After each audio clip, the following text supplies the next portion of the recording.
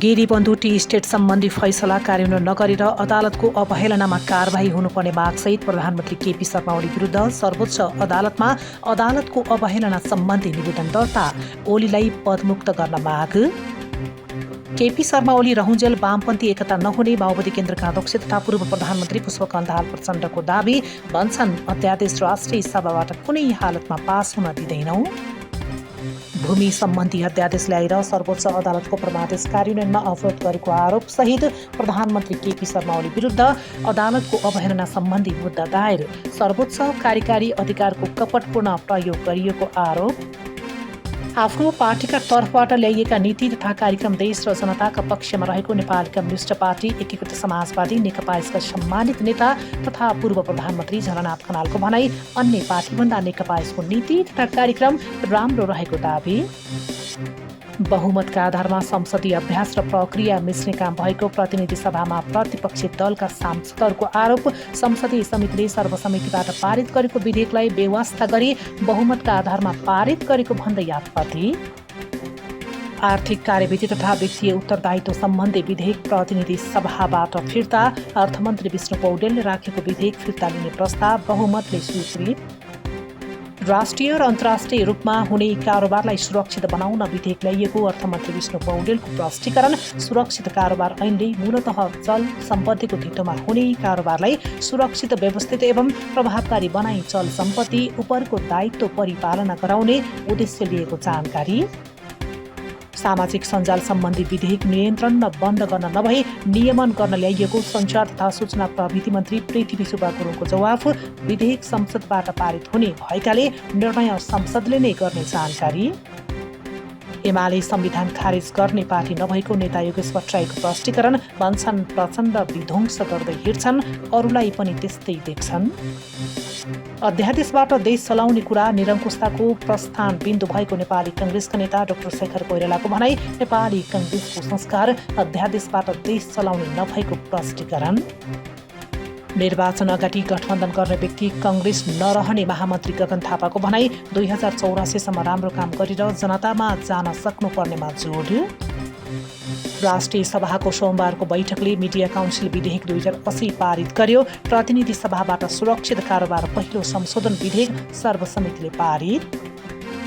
विधायन विधेयक 2081 मा संख्याको बलमा विधेयक पारित गरेर संसदलाई नै कमजोर बनाएको माओवादी केन्द्रका संसदीय दलका प्रमुख सचेतक हितराज पाण्डेको आरोप।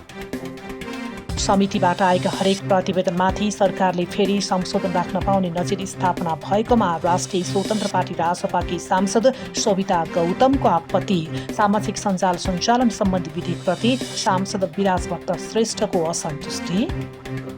काठमाडौँ महानगरका प्रमुख बालेन्द्र शाह बालेनलाई सिंहदरबार वा संघीय संसद भवन भत्काएर देखाउन स्वतन्त्र सांसद अमरेश कुमार सिंहको चुनौती।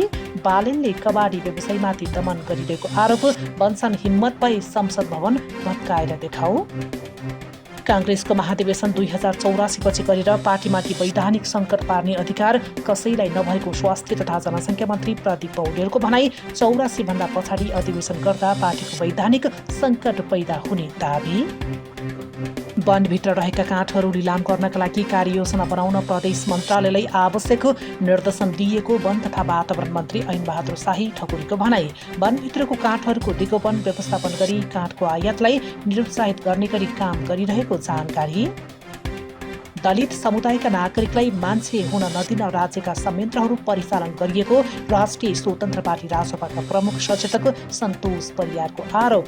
राज्यले संविधान विपरीत हरेक वर्ष दलित समुदायमाथि दमन र अन्याय गरिरहेको भन्दै आपत्ति व्यक्त। सरकार ऐन कानूनका आधारमा नभई नियमावलीको आधारमा आफू अनुकूल हुने कानून बनाउन उद्धत रहेको राष्ट्रिय प्रजातन्त्र पार्टीका सांसद बिना लामाको आरोप। पारित भएर आएको कानूनबाटै सरकार नियमावलीको आधारमा कानून बनाएर भ्रष्टाचार गर्न तयार रहेको स्पष्टोक्ति। कांग्रेस र एमालेमा आफूहरू बाहेक अन्य दल देशमा नरहुन् भन्ने सोच देखिएको पूर्व मन्त्री रितेश त्रिपाठीको भनाई। सरकारले जनतामा आशा जगाउन नसकेको आरोप। उद्योग वाणिज्य तथा आपूर्ति मन्त्री दामोदर भण्डारी र नेपालका लागि जापानका राजदूत मयदा तोरोबीच शिष्टाचार भेटवार्ता। नेपालले सदैव जापानसँगको आपसी हितका सम्बन्ध र सहयोगलाई उच्च महत्त्व दिएको तर्क।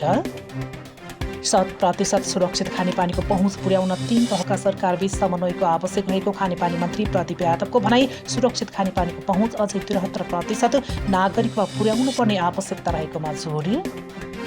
नेपाली कांग्रेसका सांसद रामहरि खतिवडाले गरे किसानलाई दुःख दिइरहेको बाँदर चीनलाई बेच्ने पहल कहाँ पुग्यो भन्दै सरकारलाई प्रश्न। बाँदरले देशभर आतंक सृजना गरेको उल्लेख।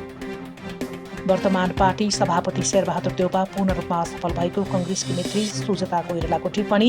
अब देउबाले कांग्रेस हाँक्न नसक्ने दाबी। संसदमा महत्वपूर्ण कुरा उठाइरहँदा माइक नकाट्न सभामुख समक्ष राष्ट्रिय प्रजातन्त्र पार्टी राप्रपाका प्रमुख सचेतक ज्ञानेन्द्र शाहीको माग। गम्भीर विषयमा बोल्न दिएर आधा समयमा माइक काटिन्छ भन्दै गरे गुनासो। देशमा इमान्दारिताको खडेरी लागेको राष्ट्रिय सभामा नेकपा माओवादी केन्द्रका सांसद सुरेश कुमार आले मगरले पोखे गुनासो। देशमा इमान्दारिता आवश्यक रहेको उल्लेख। जनप्रतिनिधिले सबै पार्टी र समुदायको हुँ भन्ने ठानेर जनताका समस्या समाधानमा क्रियाशील हुनुपर्ने शहरी विकास मन्त्री प्रकाश मान सिंहको भनाई। विकास निर्माणको काम सबै दलले मिलेर गर्नुपर्ने आग्रह। जनता समाजवादी पार्टी जसपा नेपालको केन्द्रीय समिति बैठकको समय परिवर्तन। अब फागुन 18, 19 र 20 गते काठमाडौँमा बस्ने प्रचार प्रसार तथा प्रकाशन विभाग प्रमुख पूर्ण बस्नेतको भनाई। भारतको ऊर्जा सप्ताहमा भाग लिन ऊर्जा मन्त्री दीपक खड्का नयाँ दिल्ली प्रस्थान। भारतको कम कार्बन वृद्धि अर्थव्यवस्थाको लागि अग्रगामी मोडेलको विषयमा छलफल हुने।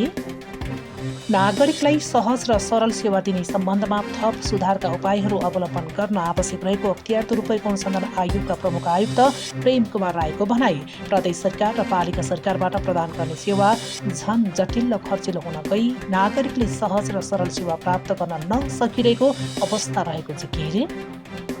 भ्रष्टाचार नियन्त्रण गर्न कर्मचारीको तलब सुविधा बढाउनु पर्ने मध्य प्रदेशका मुख्यमन्त्री सतीश कुमार सिंहको भनाई। सदाचार निष्पक्षता र निर्भीकताका साथै भ्रष्टाचार नियन्त्रणमा सबैले भूमिका खेल्नुपर्नेमा जोड। अख्तियार दुरुपयोग अनुसन्धान आयोग थप जिम्मेवार बन्नुपर्ने कर्णाली प्रदेशका मुख्यमन्त्री यामलाल पौडेलको भनाई। दुःख दिने नियतले हालिएका उजुरीबारे अख्तियार सचेत हुनुपर्ने जिकिर। नो केबल कार समूहद्वारा पाथीभरामा निर्माणाधीन केबल कार विरुद्ध थप आन्दोलन कार्यक्रम गर्ने घोषणा। फागुन 6 गतेदेखि 8 गतेसम्म मुक्कुमलुङ बचाउँ पदयात्रा तथा केबल कार अनुमति तथा सम्झौता खारेजीका लागि फुङलिङ नगरपालिकामा घेराउ गर्ने। फेरि काठमाडौँमा शक्ति प्रदर्शन गर्ने नेपाल शिक्षक महासङ्घको तयारी। आन्दोलन 19 फागुनपछि हुने।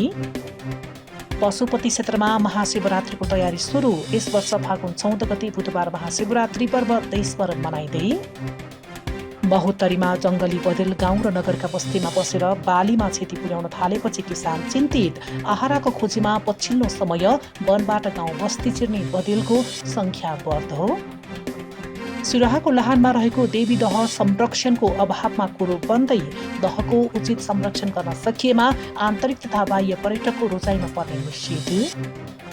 हनी ट्र्याप शैलीमा गौशालामा लुटपाट। युवती सहित 4 जना पक्राउ पर्नेमा 18 वर्षका परवेश अन्सारी, 18 वर्षकै नजमुद्दिन अन्सारी, 18 वर्षकै जनेद हुसेन र 19 वर्षकी रश्मि छेत्री रहेको प्रहरीद्वारा जानकारी। सुनसरी र नुवाकोटमा भएका छुट्टै 2 दुर्घटनामा 2 जनाको मृत्यु। दुर्घटनाका सम्बन्धमा आवश्यक अनुसन्धान भइरहेको प्रहरीको भनाई। गायक रामकृष्ण ढकालले 2 दशकपछि फिल्ममा पुनरागमन गर्दै चलचित्र मालती मङ्गले बनाउने लगभग पक्का। नेपाली बजारमा सोमबार सुनको भाउ 1400 ले बढ्यो। तोलाको 1,69,600 रुपियाँमा कारोबार। फ्रेन्ड्स युथ क्लब CYC अन्तरियाले जित्यो अर्जुन ट्रफी राष्ट्रिय T20 प्रतियोगिताको उपाधि। डडेलधुरा 34 रनले पराजित। त्रिभुवन आर्मी क्लबलाई हराउँदै church boys United Pokhara gold cup फुटबलको सेमिफाइनलमा पुग्यो। अब चर्च बोइजले सेमिफाइनलमा नेपाल पुलिस क्लबसँग खेल्ने। फाइनल खेल आगामी फागुन 3 गते हुने। अमेरिका प्रवेश गर्ने सबै स्टिल र आल्मुनियममा 25% आयात करको घोषणा गर्ने अमेरिकी राष्ट्रपति डोनाल्ड ट्रम्पको तयारी। ट्रम्पको यो कदमले क्यानाडामा सबैभन्दा ठूलो प्रभाव पार्ने। अमेरिकी सामानमा चीनको जवाफी आयात शुल्क लागू। र अफ्रिकी नेताहरूद्वारा पूर्वी लोकतान्त्रिक गणतन्त्र कङ्गोमा तत्काल युद्धविरामको लागि आह्वान। मानवीय आपूर्ति लाइनहरू पुनर्स्थापित गर्न यातायात मार्गहरू पुनः खोल्न आग्रह।